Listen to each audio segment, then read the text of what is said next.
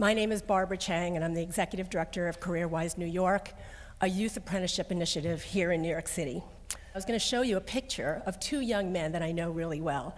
I know them well because they're my sons, and I want to tell you a little bit story about the two of them. My youngest son, Mike, was a spectacular student.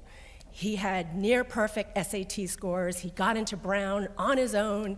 He graduated with honors, and today he is a software engineer at Uber, making six figures at the age of 25. That was all great, perfect story. My older son, Sam, really struggled through college. He dropped out and transferred 3 times before he finally got his degree at age 26.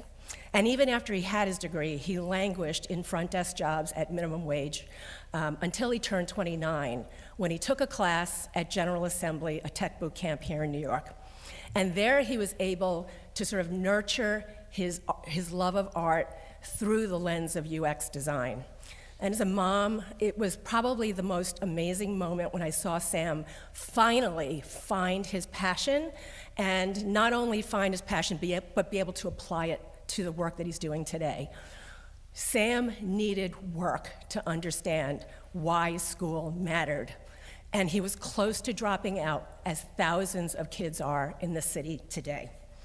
So our education system was designed 100 years ago, and with only 25 out of every 100 high schoolers earning a 4-year degree, something isn't working.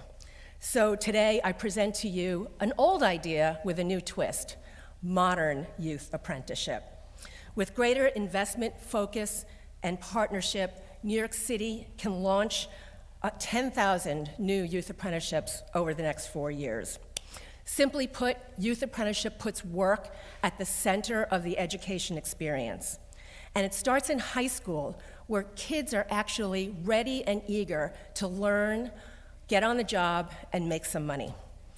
So imagine a high schooler, a talented high schooler from the Brownsville section of New York, who's able to leave his low-performing school and go into the workplace where his employer is invested in skilling him up and also paying him on the way. 3 years later, after his apprenticeship is over, he's going to compete for a full-time job, an entry-level full-time job, with a college graduate who has no experience and absolutely no understanding of the company. And by the way, with the 4-year degree, the employer still has to invest in training him up before he can do his job. So I ask you, after this young person from Brownsville is embedded in his team and has assimilated its culture and values, after 3 years of working, who would you pick? So how can government help? There's no country in the world with a scaled youth apprenticeship system that does not have strong government support.